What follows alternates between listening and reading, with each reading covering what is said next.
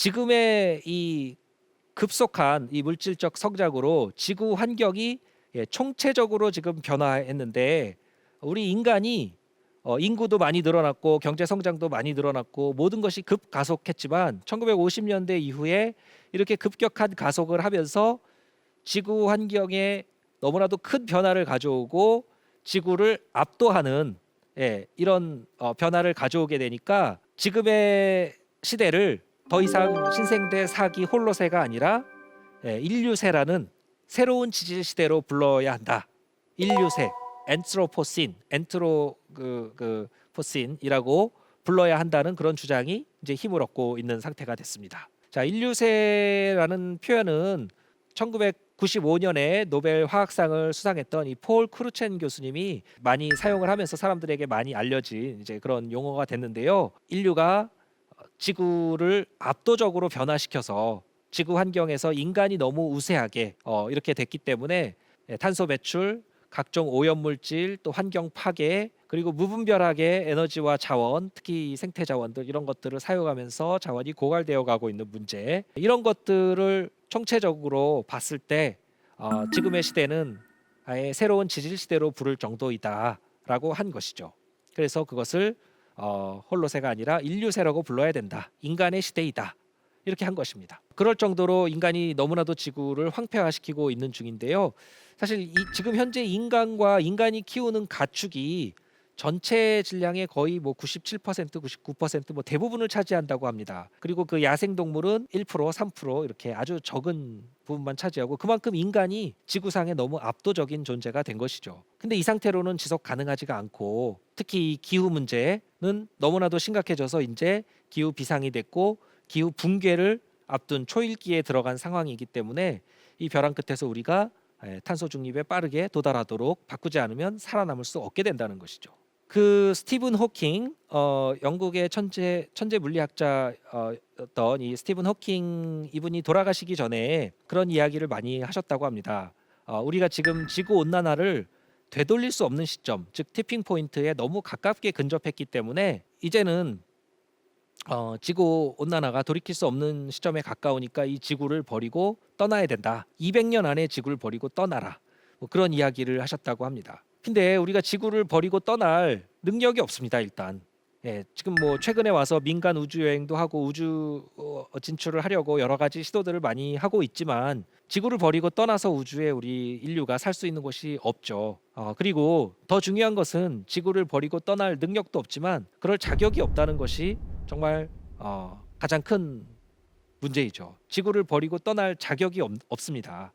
왜냐하면 지구를 우리가 이렇게 만들었기 때문에 이렇게 만든 이 전례 없이 누린 자유에 대한 책임을 우리 스스로 져야만 하는 것이죠. 그렇기 때문에 대안이 없습니다. 결국 이 지구에서 우리가 지구와 상호작용하는 방식을 근본적으로 바꾸지 않으면 지금의 방식으로는 더 이상 지속될 수가 없다 하는 겁니다. 그래서 이제 근본적인 방식을 바꿔야 되는데 자, 어떤 식으로 바꿔야 되는가? 그러면 이 과학기술의 힘으로 우리가 전례 없이 자유도 누리고 물질적인 큰 성장도 이루고 과학기술 발전으로 많이 혜택을 받고 그렇지만 이 지구 환경의 악화를 통해서 이 인류세라고 부를 정도로 심각한 이 환경 위기를 가져왔으니까 그럼 과학기술을 다 포기해야 되는가?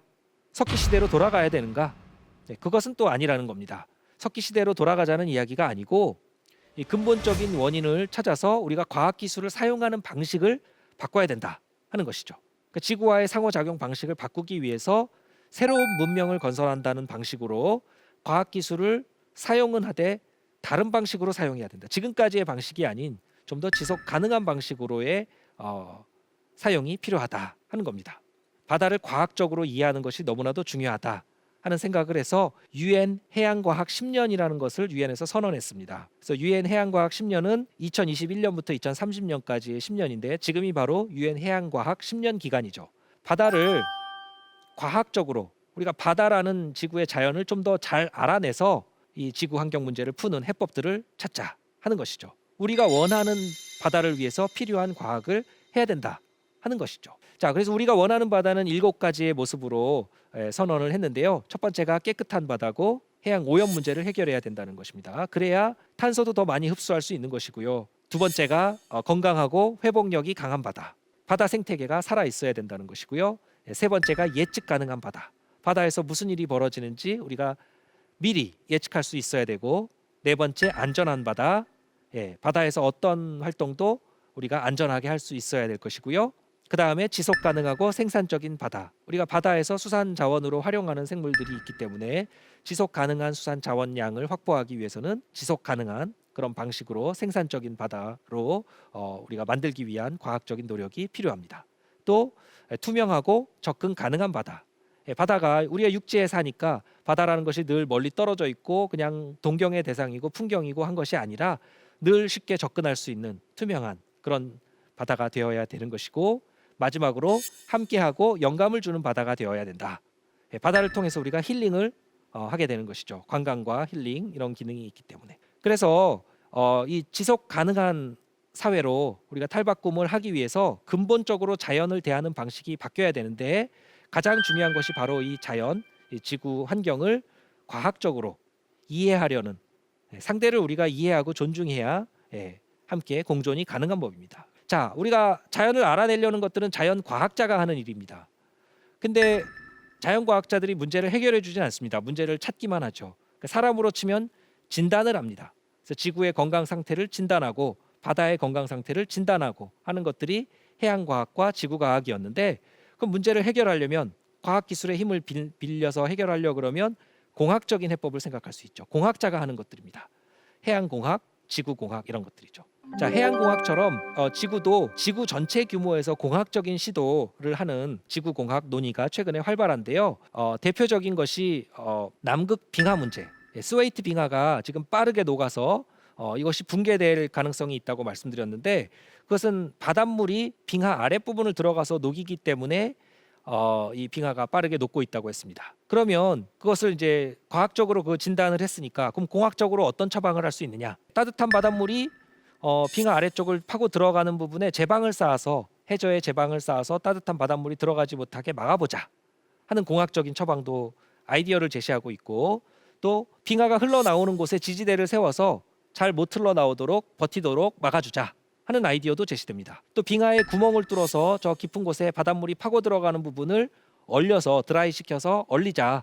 그래서 바닷물이 더 파고 들어가지 못하도록 막자 하는 이런 여러 가지 공학적인 기술적인 해법들을 아이디어 수준에서 제시하고 있죠. 과학적인 진단이 나오면 공학적인 어떤 해법을 이렇게 처방할 수가 있는 겁니다. 자, 지구공학, 기후공학이라고도 하는데요.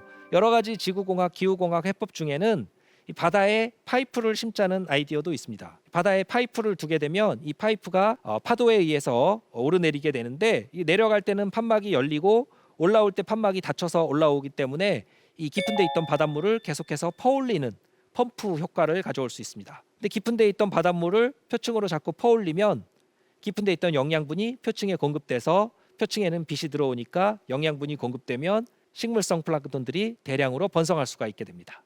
식물성 플랑크톤들이 대량으로 번성하면 이산화탄소를 많이 흡수해주고 산소를 공급하기 때문에 대기 중에 탄소 농도도 많이 줄여줄 수 있고 산소도 많이 공급해줍니다. 그렇기 때문에 이런 공학적인 아이디어도 제시를 하고 있는 것이죠. 또 어떤 것이 있냐면, 과거에 큰 화산이 폭발했을 때 화산재가 대륙권을 지나서 성층권까지 올라가서 퍼지다 보니까 이 화산재 안에 있는 그 에어로졸 성분, 이산화황 같은 아주 작은 입자들은 태양으로부터 들어오는 태양 복사를 차단하기 때문에 태양빛이 차단돼서 지구 온도를 떨어뜨렸던 그런 기록들이 있습니다. 필리핀의 피나투보 화산 같이 이런 큰 화산 폭발했을 때 지구 평균 온도가 0. 몇 도 이렇게 떨어졌었는데, 거기서 아이디어를 얻어서 그럼 강제로 성층권에 이산화황을 인위적으로 뿌리자 하는 어떤 기후공학적인 이런 아이디어들도 제시가 되고 있습니다. 그 외에도 다양한 기후공학 아이디어들이 제시되는데, 문제는 이런 기후공학적인 처방을 했다가 잘못되면 영화 설국열차에 나오는 설국처럼 지구 전체가 다른 부작용으로 큰 인류가 또 다른 위협에 노출될 수 있다는 것이죠. 그만큼 위험성이 큰 것이죠. 그래서 이 지구공학, 기후공학적인 처방은 굉장히 신중해야만 합니다. 우리가 어떤 계획대로 했다 계획이 안 되면 차선책, 플랜 B를 생각해서 차선책으로 넘어갈 수 있지만, 지구는 플래닛은 B가 없습니다. 플래닛은 A밖에 없기 때문에 이 플래닛 A, 하나밖에 없는 지구, 하나밖에 없는 이 지구에서 우리가 지구공학적인, 기후공학적인 처방을 잘못해서 80억 인류를 전체 다 위험에 빠뜨리는 이런 것들은 우리가 경계해야만 할 것입니다. 자, 이제 우리 앞에는 두 가지 방향의 길이 놓여 있습니다. 지금까지 방식으로 과학 자체를 부정하거나 지구 온난화 자체를 안 믿는 미국 전 트럼프 대통령 같은 이런 사람들처럼 과학 자체를 아예 불신하거나 아니면 지구 온난화 자체는 인정하지만 뭔가 과장됐다느니 원인이 인간 활동 때문이 아니라느니 또 일부의 아주 과학적인 사실을 과장하고 왜곡해서 자꾸 이렇게 기후 음모론을 제기하고 그렇게 하는 이제 그런 것들을 우리가 경계해야 될 것이고요. 또 기후 비관주의, 이제 너무 늦어서 이미 손쓸 수 없게 되어버렸다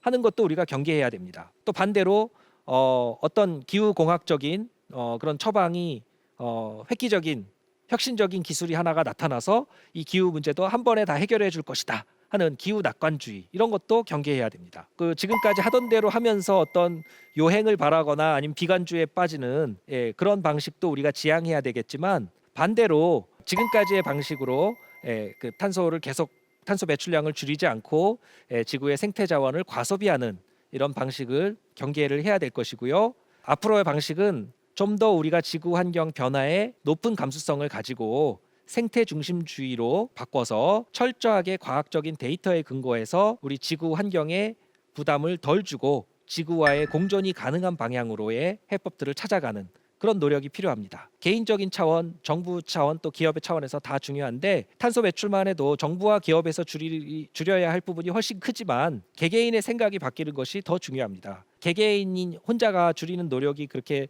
크지는 않지만 이 개인이 인식이 바뀌게 되고 그런 개인이 늘어났을 때 투자자이자 유권자인 개인이 바뀌었을 때 결국 정부도 바뀌고 기업도 바뀌기 때문에 그런 것이죠. 자, 이 두 갈래 길에서 어느 방향을 선택해야 될지는 분명하게 정해져 있는 것이죠. 자, 이번 강연에서는 인류의 생존을 위협하는 기후 위기 문제로부터 총체적인 지구 환경 문제의 근본 원인을 인간과 자연의 상호작용 관점에서 생각해 봤고요. 인간과 지구가 공존하기 위해서는 그 출발점이 바로 과학이다 하는 것을 우리가 말씀드렸습니다. 자, 과학을 부정하거나 과학적 사실 자체를 왜곡하는 기후 음모론도 경계해야 되겠고, 또 이미 너무 늦어버려서 손 쓸 수 없게 되어 버렸다 하는 그런 자포자기하는 기후 비관주의도 경계해야 될 것입니다. 또 반대로 갑자기 혁신적인 기술이 나타나서 모든 문제를 한꺼번에 해결해 줄 것이다 이렇게 막연히 기대하는 기술 낙관주의, 또 위험천만한 기후공학적인 시도, 이런 것들도 모두 경계해야 됩니다. 지금은 그동안 물질 성장만을 추구하며